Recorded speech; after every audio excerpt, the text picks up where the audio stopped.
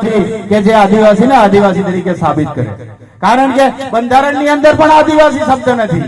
છે કોઈને વાંચવામાં આવ્યો તો જરા હાથ ઊંચો કરે.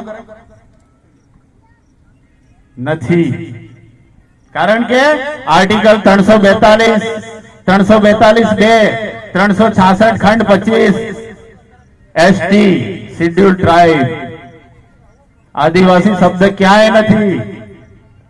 તો પછી આપણે કઈ રીતના કહી શકીએ કે વિશ્વ આદિવાસી દિવસ, વિશ્વ આદિવાસી દિવસ, વિશ્વ આદિવાસી અધિકાર દિવસ?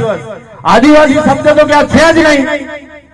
તો આદિવાસી બનવા માટે આર્ટિકલ 12 અને આર્ટિકલ 13, આર્ટિકલ 13 તમને આ દેશનો મૂળ માલિક સાબિત કરે છે. અને આર્ટિકલ 12 શું કે છે જરા શોર્ટમાં માહિતી આપી દઉં.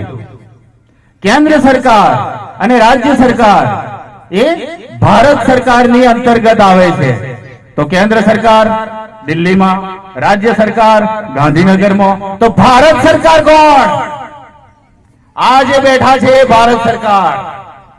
હવે તો ખબર પડી એ કે છે આર્ટિકલ 12, પણ આપણને તો દેખાય ચૂંટણી આવે, કોણ નેતા ઉભો રહે, ઘણા પાસે કતરા પૈસા મળે, ઘણા પાસે કતરો ખાવાનું મળે, કી સ્કીમ મળે, કી યોજના મળે, બાર કેર થઈ જાય, બાર રોડ થઈ જાય, બાર ડણકે થઈ જાય. વાત હાચે ખોટે? મજા આવે ને ચૂંટણીમાં? પણ કોઈ પાર્ટી પણ નહીં બસાવે, કોઈ નેતા પણ નહીં બસાવે, કોઈ સરપંચ પણ નહીં બચાવે, કોઈ અધિકારી પણ નહીં બચાવે, કોઈ નહીં બચાવે, કોઈ ધર્મ નહીં બચાવે. તમે બચાવે, આપણે આદિવાસીને બચાવે. તો આર્ટિકલ 12 અને આર્ટિકલ 13 એનું વિસ્તૃત અધ્યયન કરવું પડે.